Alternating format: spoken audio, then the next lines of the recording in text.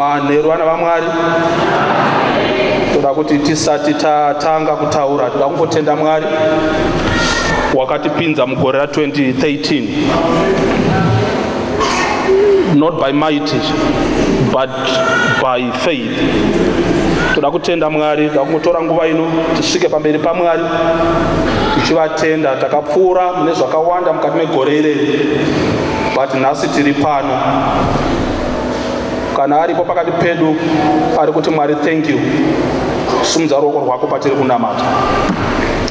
Baba vangu vari kudenga, muzita raJesu, tisati tatanga kuita chinhu toda kudzoka pamberi pechigaro chenyu.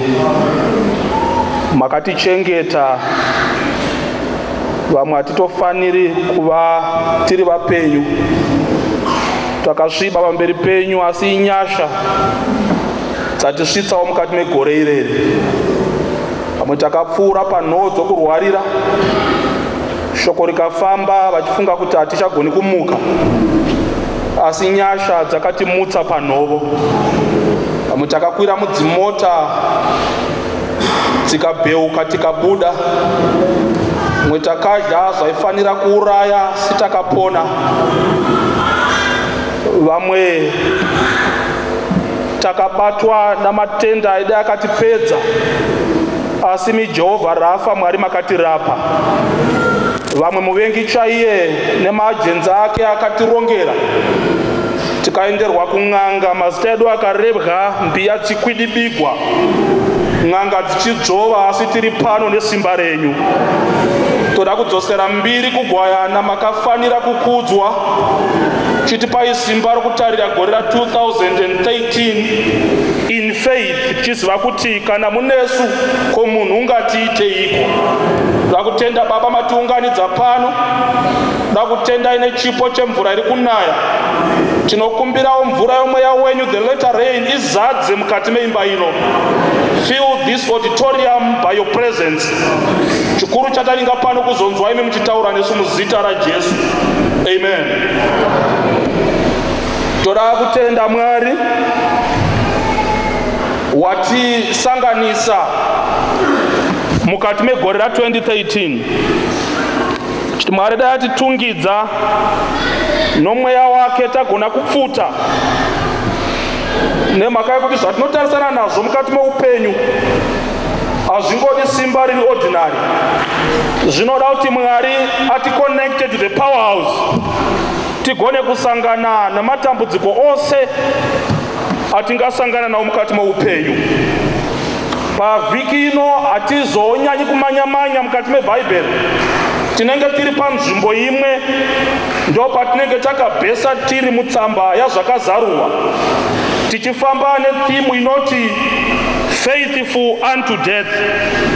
Faithful unto death, kutendeka kusvika parufu. Tinokumbira muverengi wedu ativerengere vhesi chatitungamira iri kuna zvakazarurwa chapter 2 vhesi ya 10. Verse 10. Usatya izvo zvauchatambudzika nazvo. Tangira pavhesi ya 8. Verse 8. Yes. Nyorera kumutumwa wekereke iri paSimnauti. Nyorera tsamba kumutumwa uri pakereke yapaSimnauti. Zvanzi naiye wokutanga newokupedzisira. Zvanzi naiye wokutanga newokupedzisira. Wakanga afa akararamazve. Ndinoziva kutambudzika kwako nourombo hwako, asi uri mupfumi. Nokutuka kwaivo vanoti tiri vaJudha vasi ivo chaivo. Nokutuka kwavanoti tiri vaJudha vasivo, asi riri sinagoge raSatani. Usatya izvo zvauchatambudzika nazvo. Usatya zvauchatambudzika nazvo. Tarirai zvaronga muvengi woda kuisa vamwe venyu mutirongo, kuti muidzwe. Muchatambudzika mazuva ane 10. Uve wakatendeka. Amen. Kusvikira painai parufu. Be faithful unto death.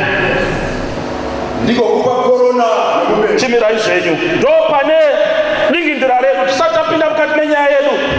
regai ndikupei background. Panapa pari kunyorwa tsamba iri kunyorerwa kukereke iri paSimna. Ukatarisa kumashure mbijana tinosangana netsamba inonyorerwa kune kereke iri paEfesasi. Tsamba dzose dzukadziverenga dzinoita 7. Imwe inonyorerwa kutsamba kusangano riri paPergamos, imwe paTiatira, imwe paSardis, imwe paPhiladelphia, imwe paLaodikia, imwe inenge iri paSimna. Ndo patinenge tiri ipapa. Now idzi tsamba idzi padzainyorwa Johana achidzinyoreswa naMwari dzanga dzakatageta masangano 7 aiva munzvimbo yainzi Roman Asia. Rimwe nerimwe sangano raiva panzvimbo yeguta rimwe rinodomwa panapa rainyorerwa tsamba yaro richirayirwa pamusoro pezvakarikomberedza. Tiripo here vana vaMwari? Dai kuriko zvino taida tichinyora kuti Mwadi pasangano riri paMutapa. Mwari vachitsanangura chimiro choMutapa, zvinogona Mutapa nezvaisingagoni. Patsamba dzose idzi dziri 7. Mukaverenga Revelation chapter 2 verse 7 na 2 verse 11 na 2 verse 29 na 3 verse 6. Tokumbira mungosempula 2 kana 3 pane dzandareva. Muchaona kuti vanofanira kunzwa message iri kunyorerwa kumasangano aya haazi masangano acho chete. Tiripo here vana vaMwari? Tinokumbira tiverengere 2 verse 11. Verse 11. Verse 11. Unenzeve dzokunzwa nganzwe zvinoreva mweya kukereke. Unenzeve dzokunzwa nganzwe zvinoreva mweya kupi nai? Kukereke. Rechirungu riri kuti chi? Harusi pa plural. Verse 7. Chapter 2 verse 7. Yes. He who has an ear, he who has an ear, let him hear what the Spirit says to the churches. Let him hear what the Spirit says to the what? Kwete kuchechi imwe. Ane nzeve dzokunzwa nganzwe zvinoreva mweya kupi nai? Kudzikereke. Which means message yeEfesas inobatsira mutendi chero asiri paEfesas. Message yeSimna inobatsira mutendi chero asiri painai paSimna. Message yePergamos, yeTiatira, yeSardis, yePhiladelphia, yeLaodikia inobatsira mutendi chero asiri panzvimbo yacho. Ane nzeve dzokunzwa nganzwe zvinoreva mweya kumainai kumakereke. Saka message yeSimna yatiri kuda kutarisa kwevhiki inoi imessage inobetsera chero nesu vasiri paSimna pacho. Ane nzeve dzokunzwa nganzwe zvinoreva mweya kumainai kumakereke ose. Saka tinenge tiri paSimna tichada kuburitsa 7 reasons why we should be faithful unto death. Tiripo here vana vaMwari? Saka zuva rimwe nerimwe techibata reason number 1. Techibata reason 1 every day, every night. Tichida kuburitsa pfungwa yekuti Mwari haangoti tive faithful unto death pasina chikonzero. Panotova nechikonzero chinotisunda kuti tigone kutendeka kusvikira parufu. Regai ndikupe background bijana yeSimna. Panga pane chechi nemhaka yeMwari vachitaura nayo vachikurudzira kuti itendeke kusvikira parufu. Simna ranga riri guta rakanaka. It was a beautiful city. Vanoridzidza vanoti ranga rakanaka kudarika mamwe masiti ese anonyorerwa tsamba panga pana machechi. Iri munyika inonzi Turkey iko zvino nekuganhurwa kwemaboundaries enyika iko zvino. Ndo town inonzi Izmir pari zvino ndo yainzi Simna kare. Varova kuti Simna rinoreva kunhuhwirira kwakanaka, sweet smelling. Mubate background yatiri kugadzira iyi ichatibatsira kumberi. Varova kuti Simna rinobva pavarova kuti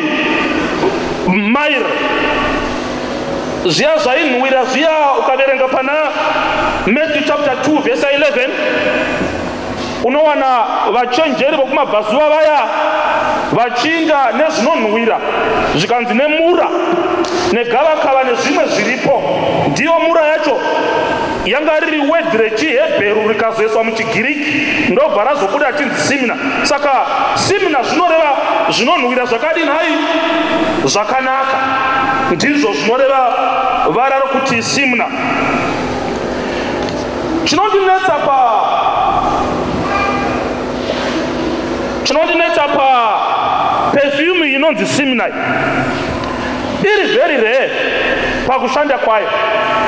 Mukaverenga pana 2 chapter 11 yaMatiyo, ndoda kuti mukurumidze kuverenga vanyakwa tichitsvaga mura iyeyi inorevwa neshoko. Chapter 2 verse 11 yaMatiyo. Verse 11. Vakapinda mumba vakawana mwana wa Maria, mwana na Maria mai vake, vakawira pasi vakamunamata. Vakasunungura pfuma yavo vakamupa zvipo zvendarama nezvinonhuhwira. Zvaiti chii? Nezvinonhuhwira nemura ndo simna yacho. Vakamupa Jesu zvinonhuhwira nei? Apapa Jesu ari kuzvarwa pamakorokoto apa pari kuwanikwa mura pamakorokoto zvinonhuhwira. Ukaenda pana John chapter 19 verse 39. John chapter 19 verse 39. Verse 39. Verse 39. Na Nikodimovo iye wakambouya kwaari pakutanga usiku. Iye wakambouya kuna Jesu pakutanga usiku. Wakauya ane mura. Wakauya ane mura nearos zvakavhenganiswa pamapaundi anenge 100. Izvi waiuya nazvo kuti azozodza mutumbi wanyu nhai. Muri kuona pari kushanda mura iri kushanda pamakorokoto yowanikwazve painhai pamariro. Pamakorokoto sweet smelling, pamariro zve sweet smelling. Tosangana nesangano rinonzi ndo sangano remure rinofanira kutsungirira zvakanaka mumufaro risarasha Mwari. Kana zvaipa rinofanira kuchengetedza kunhuhwira kwaro. Ndiyo karekta inotsvaga Mwari muvanhu vake pamazuva kupedzisira. Mwari unofanira kunamatiwa takaguta kana tine nzara, tisina kana tinazvo, uri loja kana uri landlord. Tsika yavanhu pakunamata Mwari, Mwari unodikamwa kana zvakanaka. Kana zvaipa Mwari havachamudi. But panapa tiri kusangana nesangano resimna, the sweet smelling church. Variko vanopinda church mazuva iwayo, kana ane mukomana uri kuchechi akarambwa, unoita sokuti warambwa naJesu wake, hauchamuvoni. Vamwe ndo vanouya kana vane zvinhu kana vakabviswa hauchavavoni. But simna haidaro. Pamakorokoto tinayo, pamariro tinayo. Vamwe vanoda Mwari kana pasina urwere, vakangorwara vatochinja mupaka votsvaga zvitombo, Mwari wamusiya. Mwari wesimna ndimwari unofanira kuti munhu ave nayo zvakanaka zvakaipa, pamateru pamukwidza. Simna, sangano resimna iri raigara muguta iro rinonzi Simna. Guta ranga kuna machallenges maviri. Chokutanga, challenge imwe yaiuya nokudiwa kwaraitwa, because vaitonga umambo hweRoma ndo hwaitonga. Saka umambo hweRoma hwaifarira guta reSimna zvakasimba, nemhaka yekuti raiterera zvikuru zvose zvaidikanwa naEmbara mambo weRoma. Saka rakazodzamara rapuwa ona rechidhori chainzi Saibhele, chimwari cheRoma. chisaibhele ichi chaiva chimwari chavaikoshesa changa chakapfeka makirauni 9. Makirauni 9 iwaya anga akaiswa precious coins, saka ndo chainzi ndo chinofanira kugara musimina. Saka simina guta redu rinonzi the seat of what? The seat of progress, isn't it? Ndo patinoona pride yedu kuti tinobva mu seat of what? Progress. Guta resimina manje rainji is the seat of saibhele. Kana vari pamusangano pamameya na vamwe umwe nomachisimuka achipa introduction yesiti rake, vakomana vevasimuna vaita imi moseka imi amukoshi kudarika isusu we host God tinogara na we are the seat of saibhele, tinogara na goddess saibhele ane misoro mitumba. Saka nokudaro rangari guta rangari very proud. Pamusoro pazo vakadesigna guta iri vakarekomenderwa neRome kuti rivakei rakaita shape yecrown. Saka ukatarisa area of view kana waiva nendege mazuva iwayo kana uri pagomo waiona design yaro panoperera marocation namaroads rakashepeka like a crown. Saka maembara airifarira ndokubva paiswa statue ya Emperor Caesar. Paifanira kunzi nenguva dzakatarwa vagari vose vomuguta resimina vaifanira kuinda pashrine yasaibhele vondoita emperor worshiping vachinamata Caesar namwari waCaesar. Imo muguta ireri mava namakristu tiripo here vanhu vaMwari ndo vari kunyorerwa manje tsamba naMwari zvichinzi be faithful unto death. Rakarifambe zvakanaka. Dambudziko rechipiri manje maiva nesinagoge ravaJudha manje muguta reSimina. MaJudha vaitenda kuna Mwari asi vasingatendi kuna Jesu.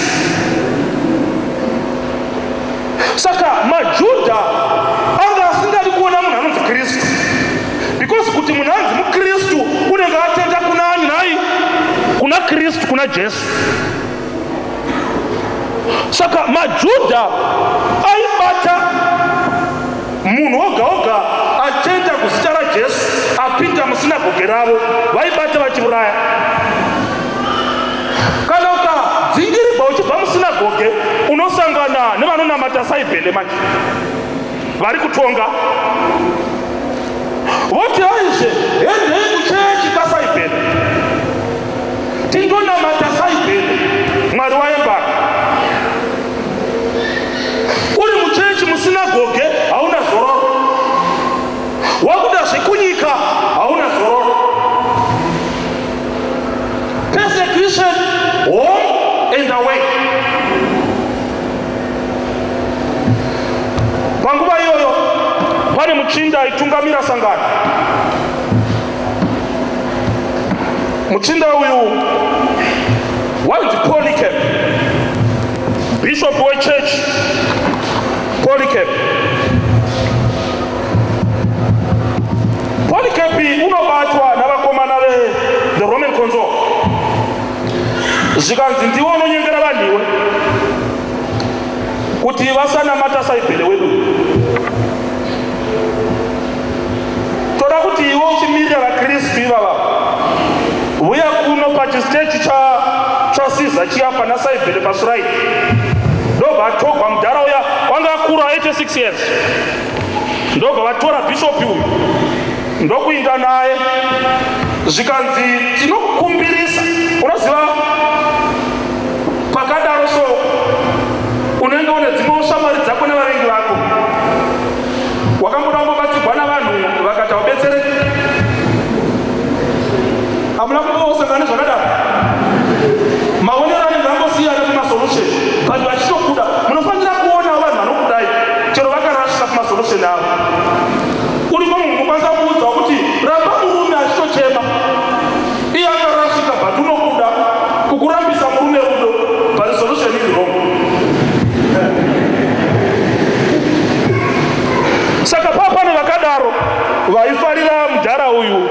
Polycarp, zvikanzi Polycarp, kwatakuinda newe ndawadarira toratogagwa mubhodhi rokuti uri kundofa. Usanetseka, zvaunongoita vachakupa gaba kana ndiro inenge ine rusenzi, maessence, zvinonhuhwira zviya zviya.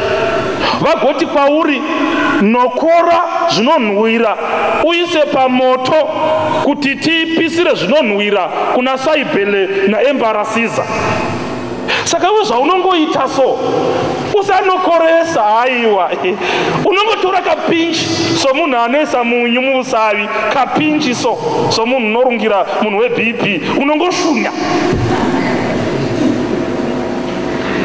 Mudhara akanyarara, vasvika paya zvikanzi pamberi pako Polycarp pane rufu noupenyu. Kuti urarame Polycarp, chingotaura hako kuti Caesar is Lord. Usadanidzira zvaunoita uchiparidza. Chero ukazevezera wakatsamwa unopona. Hauchanokoresi zvinonhuhwira zviya. Wongobata nechigumwe chikuru ichi nechidoko ichi, uchitaridza kutodadirira nokutsamwa. But kana wangodari chete chichatokumiririra kana vanhu vati ngaafe, toti but wazama wani, totovhota tokuraramisa. Ndokubva vaenda nadzo pamberi pechiaritari chiya chaifanira kunamatiwa Saibhele naEmbara. Zvikanzi chiita zviya, chiita zviya. Ndokubva Polycarp ashamisa muromo wake. Ndiri kutaura muchinda aitungamira sangano rapaSimna at some point. Zvikanzi naPolycarp, 86 years have I served Christ, and he did me no wrong. How can I blaspheme against my king who saved me? Ndobva vatsamwa vakamubata vakamupisa ari mupenyu. Faithful unto death.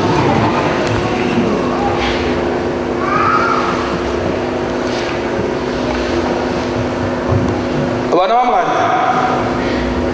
tinenge tiri apa vhiki yose.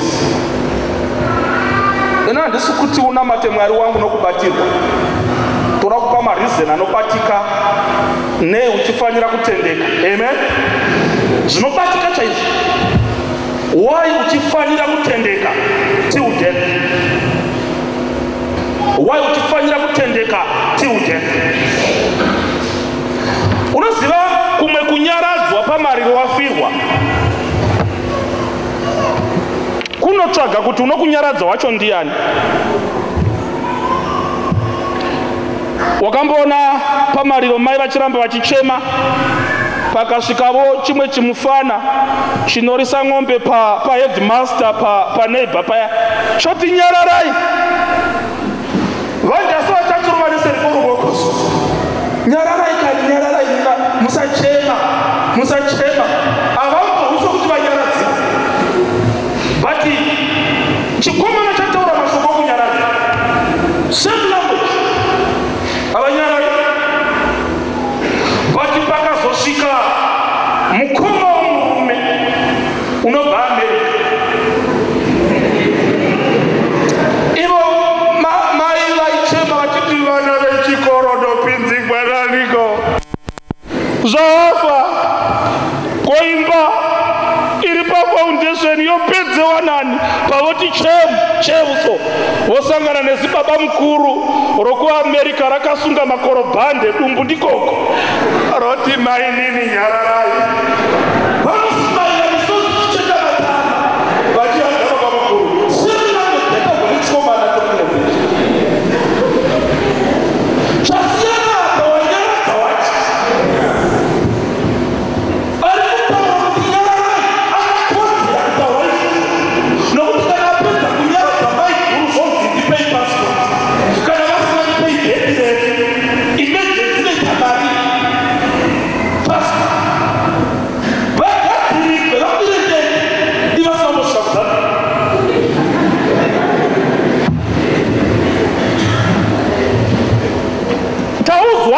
vaMwari kunzi let us be faithful unto death.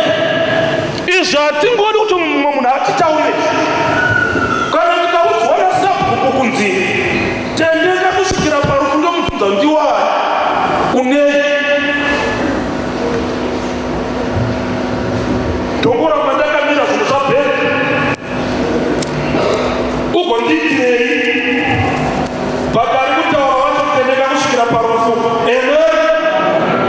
Akafanana nakuva mukuru veAmerica vamangorobhani vari kunyaradza mai. Regai tibate chikonzero number 1 tigoenda kundovata. Ndinokumbira vanyakwa tichangopinda muchapter iyeyi ndo pane chikonzero chacho pavhesi ya 8 ndo pane chikonzero chokutanga why tifanira kuva faithful unto death. Chapter 2 verse 8. Nyorera kumutumwa wekereke ari pasimuna uti zvanzi naiye wokutanga nokupedzisira. Zvanzi naiye wokutanga nokudinai. Chimira zvako pamberi parichi wakanga afa akararama. Iyi ndiye mangwana. Chikonzero chokutanga zvanzi naiye wokutanga nokupedzisira. The first and the last. Ndiye azoti pamberi paya be faithful. Toda kumboti ataura wacho ndiani.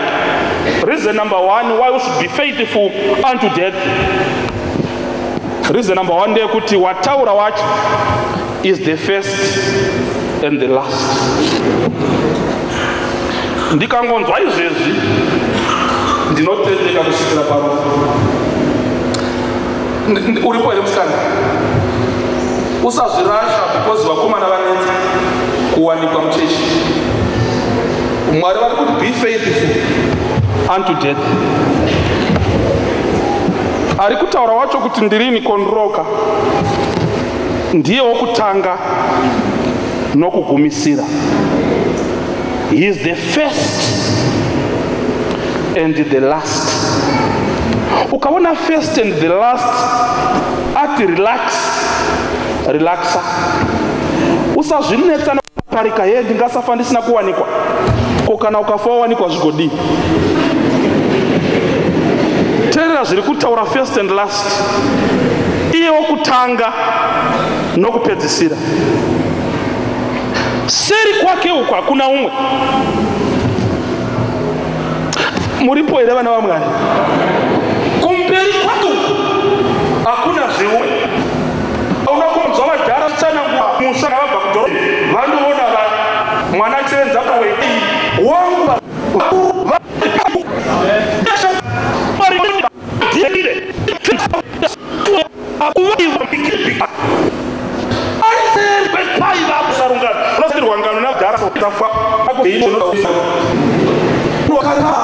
kuti pfungwa dzidzo dzitopiri mawakabona kuti shuwa itauri dzimanye dzidarike 1901 because vadhara vava kuti bondosho dzasingatauri vakati kare manje vadhanisa pfungwa. Ukaona kuti paivapo kunyika iri kure vaisa nyaya sei pataiona nyaya yacho kare chitaurirwa ngano.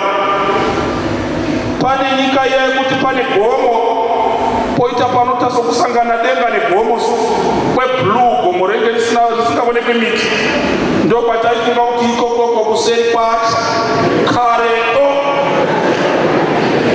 ndo kwakataura kamba ichiti kwengweri mavhura machena iri mumufuku ende waitoiona kamba ichichera yakanamira nana sekuru gudo waitovavona ikoko seri kweseri ikoko beyond that ndo kwakatangira Mwari. Aupo ndiye akanga ari first. Zvose zvakazovapo iye ari seri. He is the first and the last. Kuvapo kusati kwavapo iye waivapo. Before time was, he was there. Tisati tati zuva rabuda wakatambira zuva kuvapo nokuti ndiye wakazosika zuva. Ndiye first chikonzero chisingakonzeresi is the uncaused causer. Kuti we uvepo iwo zviripo zvakatanga kuvapo kuti we uvepo. Saka yauri the first. Pakatanga kuva nedzinde remapfunde kuti uvepo iwe. Kuti mai vavo vakurungirwe bota kuti vadye. Vafambe vakasenga dende vanyengwe nababa vavo. Mai pasina bvunde iroro. Mai vaine vasipo, baba vasipo. Iwe uripo because zvimwe zvinhu zviripo. Musi kundiwana vamwe. Kurarama kwako upfu.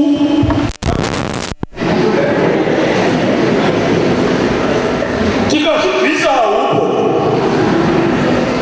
Saka zvinofanira kutanga kuti uve.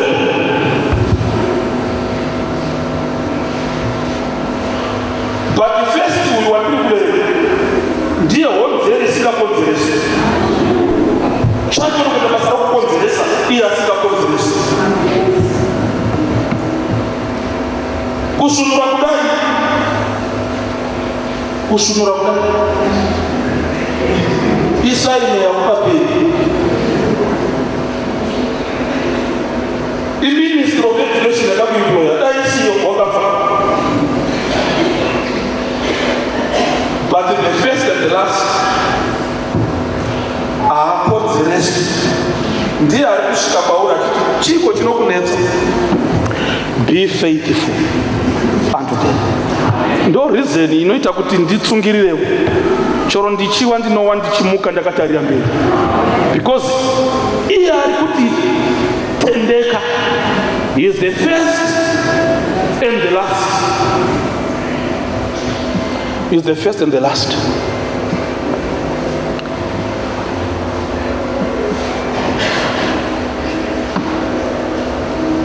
Isaiah chapter 44 verse 6 na 48 verse 12 famba shamari na zvakazarugwa chapter 1 verse 8.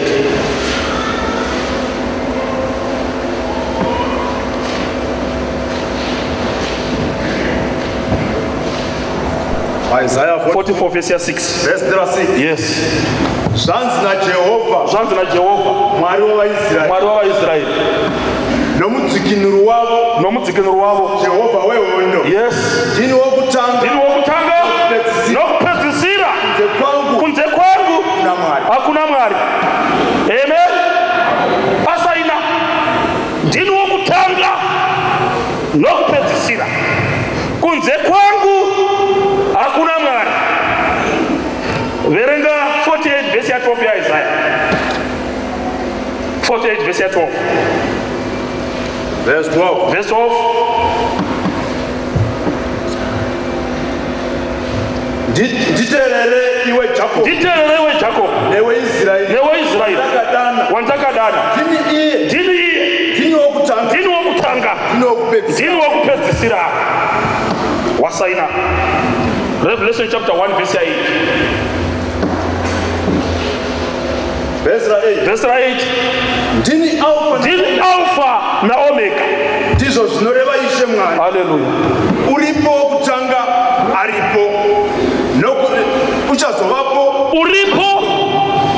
Uripo wokutanga uchazovapo. Uchazovapo wamasimba ose. Wasaina. Chinokunetsa chiyo kana kutanga nokupedzisira vataura noupenyu hwako. Ndini Alpha na Omega, kutanga nokupedzisira. Pandavhara hapana unovhura, pandavhura hapana unovhara. Chero timu yamadzitete ikati haupagari pamurume, kutanga nokupedzisira akati unofirapo. Tisukire ndini wakadzikana toipa ucharapwa ufendewo sazvineta korekita zvoufende netime yako pamurume uripo. Usapuwa puresha kana ndini kutanga Saka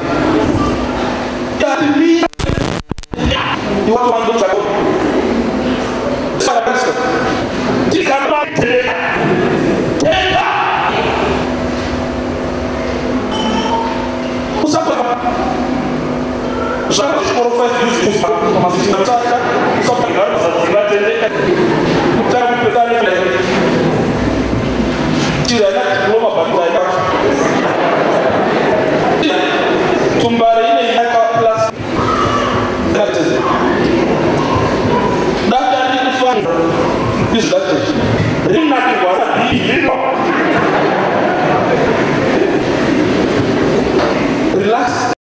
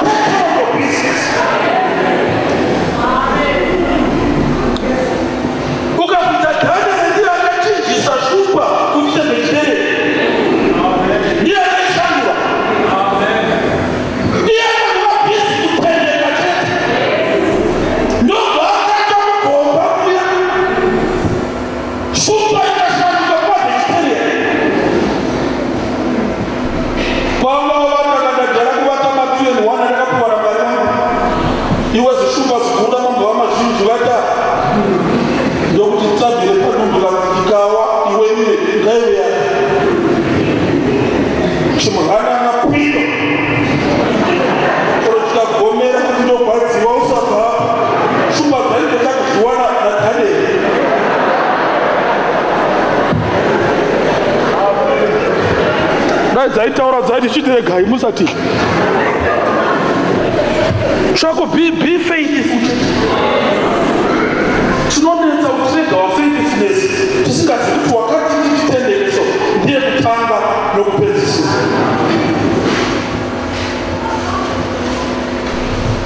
Be faithful.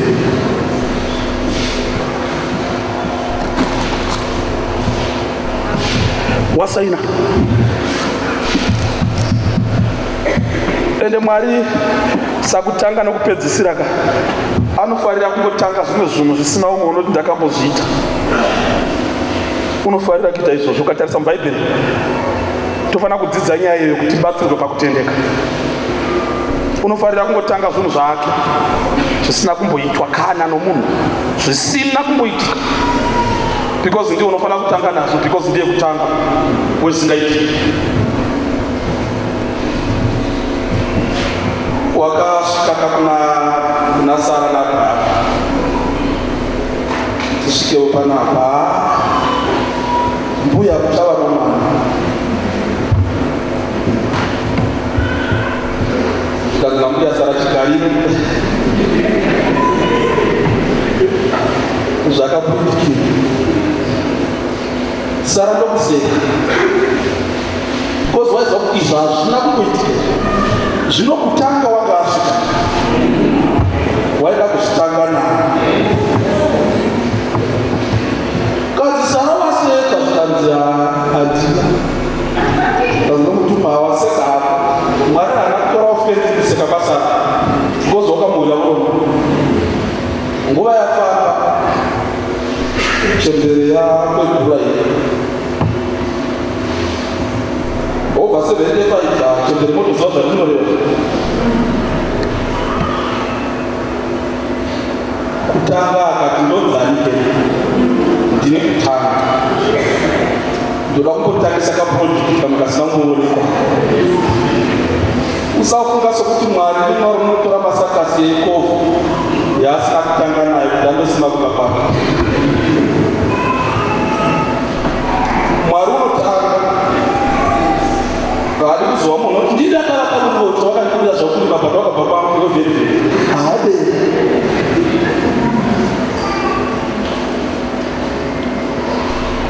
Ndobva kumanisa Sara naAbhurahama. Sainzi dzakaramba dzazvikaita. Zvaiti tembere yagumamura. Izvo.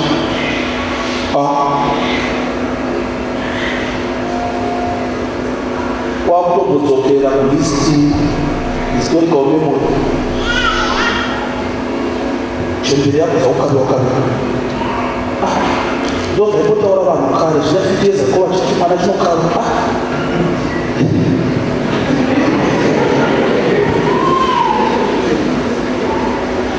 Regai ndikweyotuba dziri mumazuva ano ndokubva vaita pamutapa pakiriniki vachifamba nemidonzvo miviri yaita kuchinjanisa.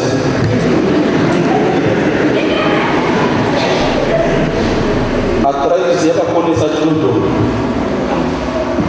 musana wapedasi. Manesi akari pakati vamweni vane kudwa kwete vaperekedza muroora, vaperekedza muroora wamusoro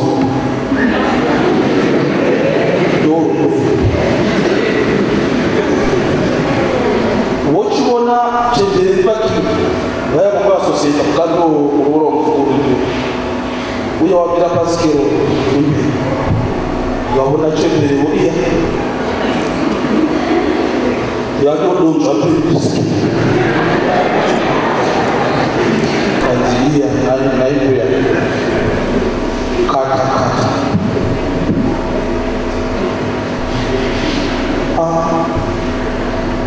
manesi vanhu vanotaura sinestok kanzi zveridza hatidi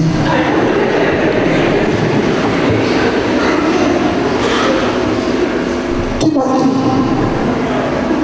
kanzi handiti nhasi izuva repebhikliniki ramadzimai vanotanga zvezvo saka ini ndobate kanzi ndauya zviti kuzobatei panomira maperekeza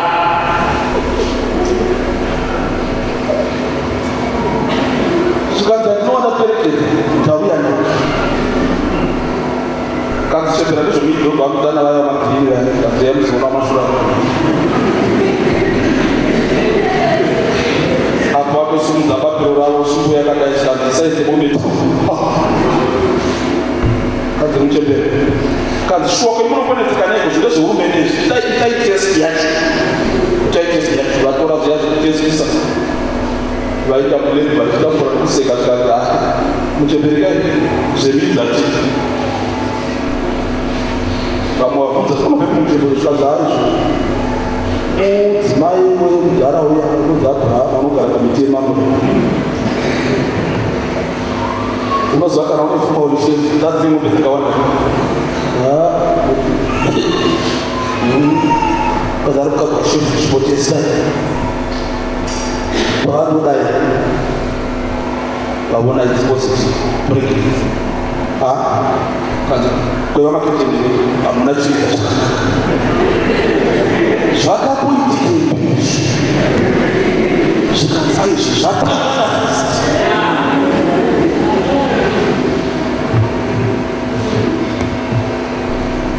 chembere pamuviri pakakura vaigara munharaunda yomunzvimbo yaigara mbuya vakatanga kuona kwokutanga mimba yakarembera semombe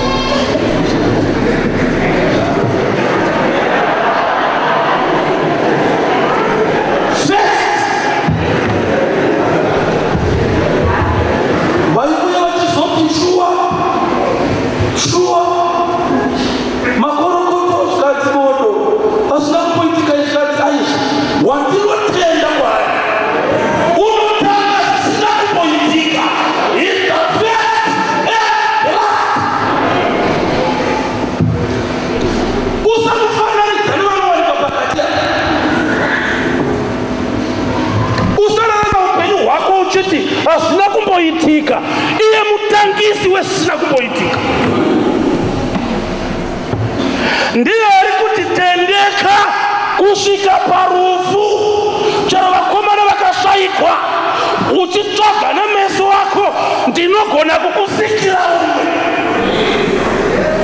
aufundi wayo ukaeaa vadhora zvinonzi Mwari prepared a fish kuti imete dhora wonekagara dziko iya yakagadzigwa naMwari ine ticha ine pandi nebhedheni neoxygen kati hakuna fish yakakudara dzimwe dhora dzinendiwa hakuna munhu angagara dhora yakarara but Mwari prepared a fish for dhora akazviita nomuganga because ndiye muganga wacho.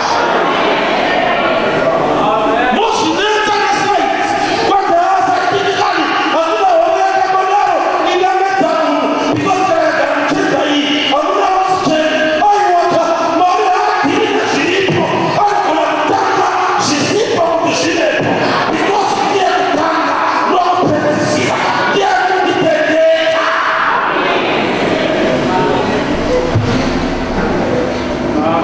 Mwari hazi mwana womukoma wako unomwa maMMT emahausi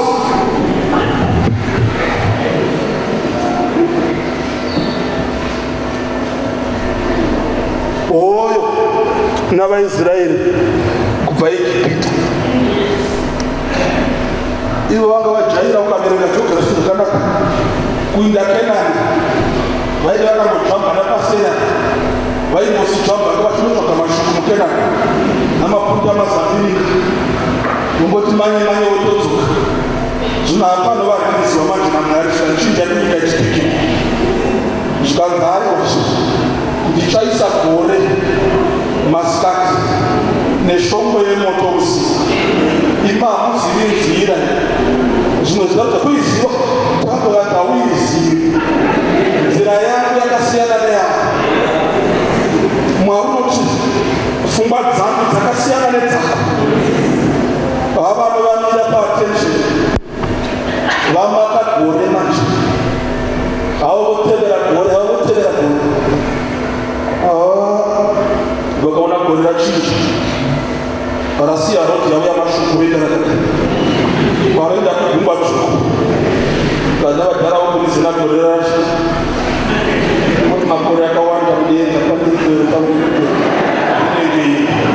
kazina mudhara hamira ekuite manheru because moto iwani because manheru neshongo yemoto vamira verification wane pakapane gore pamira shongo yemoto zvikanza pachina unekuseka umwe moto ndoku vatarira kudivi kwavo kwavaisiruka vachigaona kuna moto kanza anuta kundiwa ndipapa kadhara vachide vashuka vachimona vakunofira moto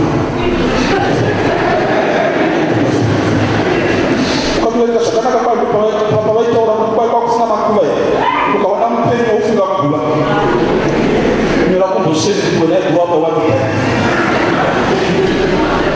ihopelessness munhu asingazi kuti pane kutanga nekupedzisa vanga vane kutenda vaifara vachiti tondonakira because if you have got the impossibility kana una mwari the first and the last unofanira kufarira dambudziko rako because in that problem when it shall hit a miracle ukana dambudziko unofanira kufara because the heart and the death of the seed and the victory God is coming your way.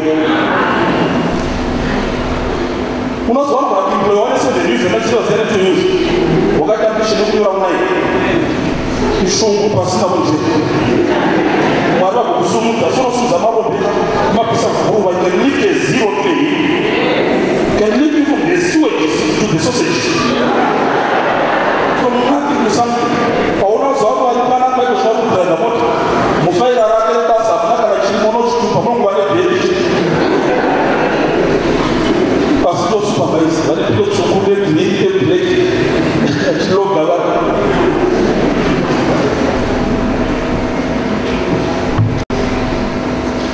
dogo ratungamira moto gore nti pakubatunga mosto asina kuitika baishanda history yeba kambora rabashanda zinokuitika kuti vanhu vakashambira unozwa kumakudzidza kuomesera kutenda because unogada ipetka evidence to defeat your faith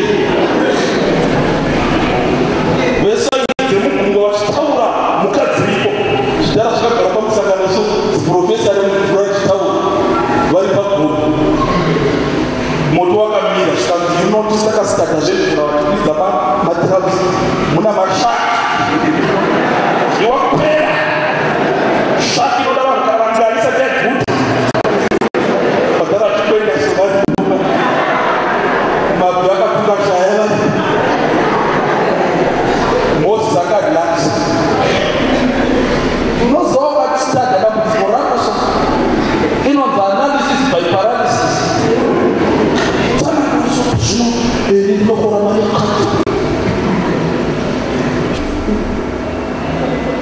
vachigara vachipropodana ipapo zvikanzi mune shumba mune mashaka mune hove dzakati mune dzakazodai apapa vanodzadhografi yacho kwakune makomo kubiri apa nhoro dzakaijipita dzekutetena dzichita noisi dzikapaukana apa moses dzakangomira nesheni vetransport varakodo hataivakuari transport department ndopandasikepe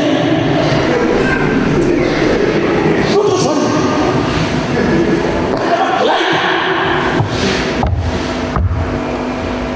first sakata akatanga kutorwa chiwana komana vakatarira mvura vakati mvura ipiriki gungwa rakatika makilomita endiyo vakatemura mvura pakati haiwese paseti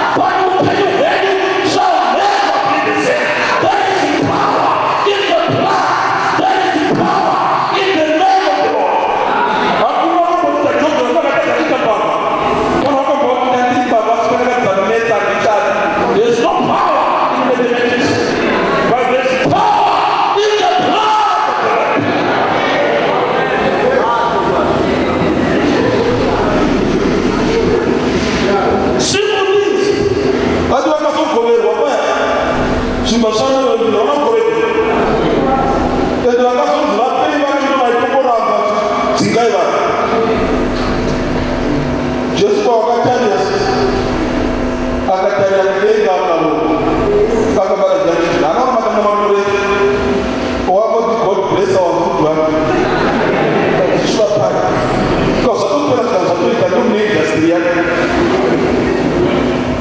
ndomunalodozi yacho kozvinokaironga vaprojekti yokufidha vanhu 20,000 mugwenga inozobuda projekti vaivana vasiku chingwa harizigorosi cheteka pane zvigayo zvokuna kuigara ndachikokanyi nemvura pane shuga mupasi mushugaisi kunenge unayo vaivakokana kuvakisatiraini haingovakaenda mainjini mainjini haanditikada kudzidziswa grade 0 wakaunai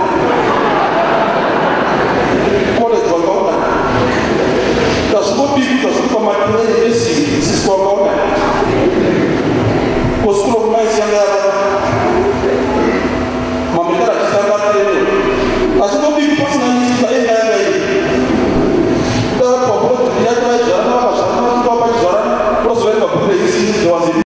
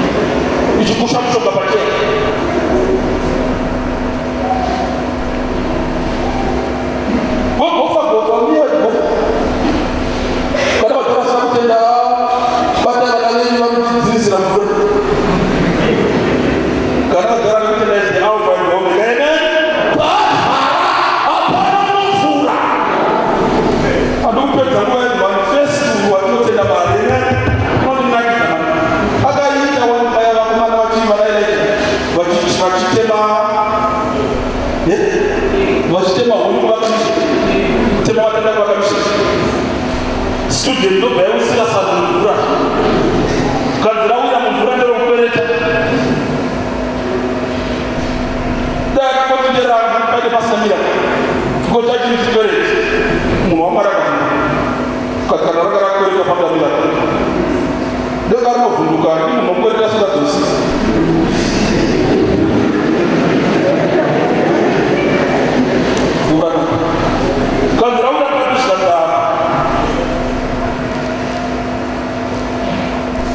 nokubatendeka munomwe sanolika papabana ifestiyo azina kuitira ngekutanga unotangisa zvonomatibana zvekutanga zvose atisaid vakadzakimejes principle of density for iron is much denser than water it what is not marakati ndiani wakadero ndiakimedesika who is Archimedes is the first because the first scientist akatisaka the first scientist but the first above all scientists is the same power God did it first ayi mani ndakata kuvaita mori Yesu amira kavindoita makamboita pamuchikoro ikacheka mabhora kana sikomana zvinhu zvaikuya kubhora zvisingaoni bhora zvaimunakidza wabi yakapfeka matrauza kana 4 hembe 4 mutanga ndobvisa kuchibvisa ndobvisa kuchibvisa ndobvisa kubvisa kuzvusoti matrauza ukuru watrauza ndobvisa kubvisa woti kumu ndobvisa ndozajestaitinoita kana vakuvatigeri kaza akuna wakamboinda akadzoka chero pakaita naijaka pavakazomutsvaga vakapinga kadhiploya vakomana kwaite mutsvaga zvina muwauya murenji vakamuwana eri wakamuwana mwari akatasvesiti yake kainvestigate usainvestigate miracle jasakatinoita vakomana madharanga ari kumamwe sainzi aingokanda zvimudengaso achingopurwa kwafana maspirangari okuti zvakaireva zvezvaidenti yani gravity akana chinga chisingadzokere chikanda kuraravo risina kuitee komana omunamida nai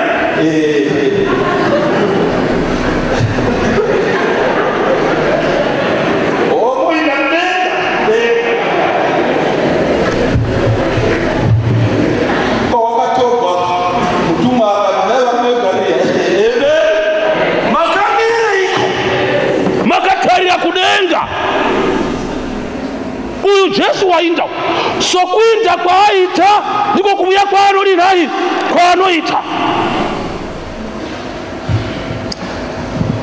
ndisina kupedza nguva yenyu vana vamwari chikonzero namba 1 mangwana chabata chimwe ndechekuti iye wakati titendekeka ndiye kutanga nokupedzisira akabata past yako akabata present yako akabata future yako ndiye akazvitanga aka parufu rwaRazaro kudlisa munhu sadza rapamariro ake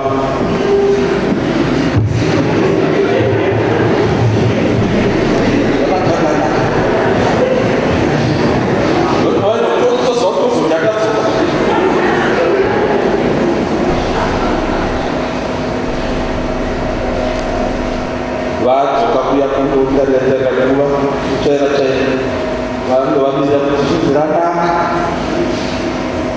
sadza kadokuwa ndiwe ndo wakatanga nazvo unofanira kutanga because iye kutanga chireina yakuchaenda kudenga zvotanga nayo patikwiritegezi hapazonzi braidwaineebo tinongomera sehova nenge vakafa vari makristu zvichatanga nayo zvakamboitike vatizii haaiti zvakamboitika unotanga nezvinhu iye unotanga nezvinhu zvake ndiani kuti mwana wangu tendeka ive vakupe ndinoziva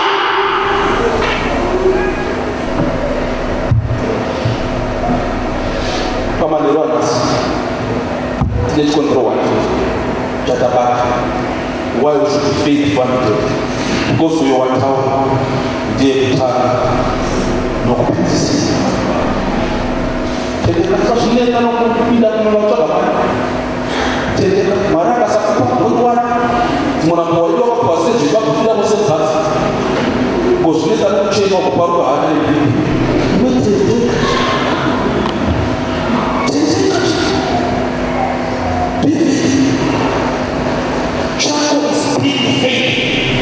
and the consequences, whether negative in your perception or positive, leave everything to God.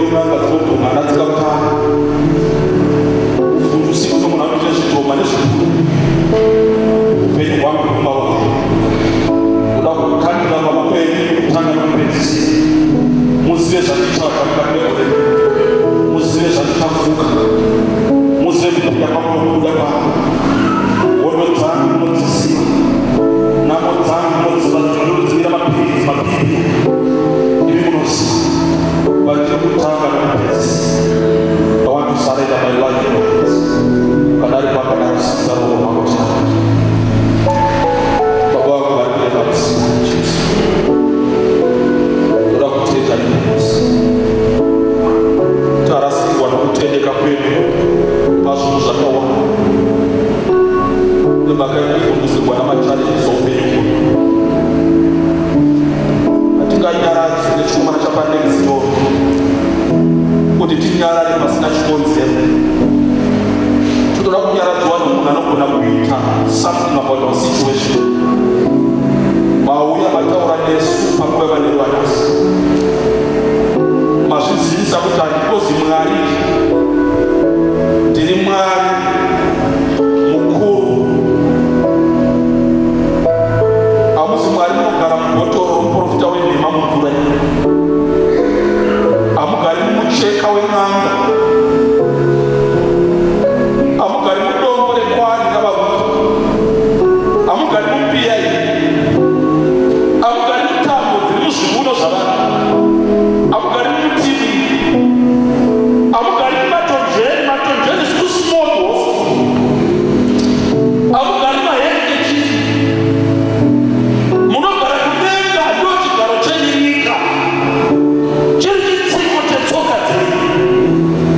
Maita zvenyu mari mukuru iri makafuma, munoti ndine mombe dziri pazviuru zvamakona. Hamuverengi mombe dzacho, munoverenga makomane mombe. You are a big God. Munoti pakugadzira kwenyu makungwa makamayera muchadza chenyu, muchipungura muchiita Atlantic Ocean, Pacific Ocean, kubva muchadza chemaoko enyu. Mwari munotityisa imi. Ndiri maburuka mukahorokerwa kanotyisa imi kukura kwako, but pamberi penyu is a speck of dust.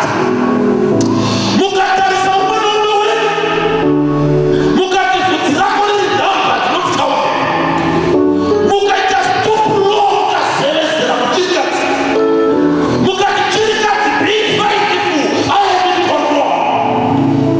Usachema ukatuka Mwari, usachema ukarasha Mwari, be faithful unto death. Muri kutaura nemhuri yakatonga namakuva, muri kutaura upon a barren situation kuti be faithful, be faithful. Imi Mwari makatendeka, Mwari waIsraeri, tinokumbira kutendeka kwenyu Mwari kufambe kuzevezerwe munomwe nomwe wenyu. Takaraswa nevakawanda, we don't believe in people, but imi Mwari makakodzera kutendwa, makakodzera kuvigwa nemi because you are faithful.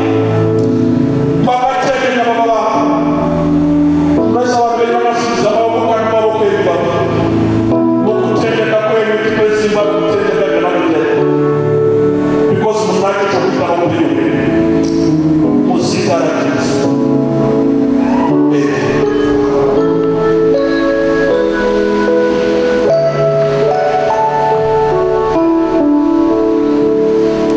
Mwari ngaatiropafadze.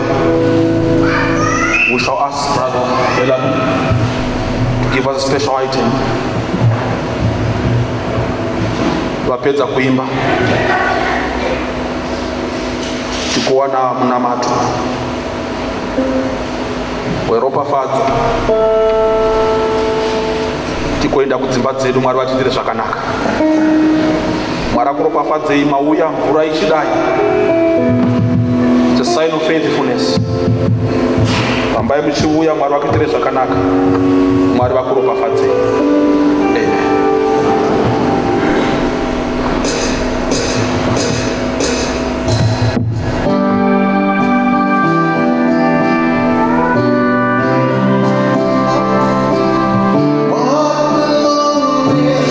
Hallelujah. I shall not see Lord, what the Lord has done for me. I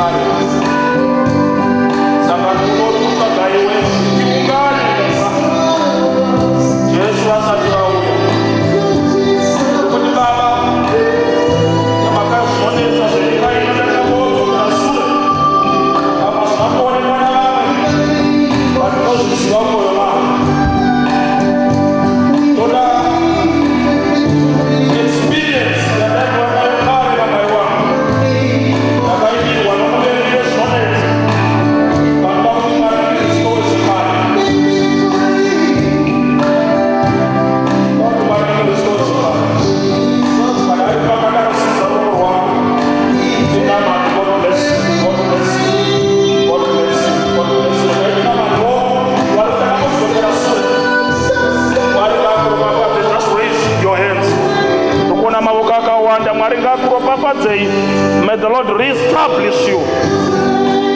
May the Lord establish you. Regai tinamati. Baba wangu vari kudenga,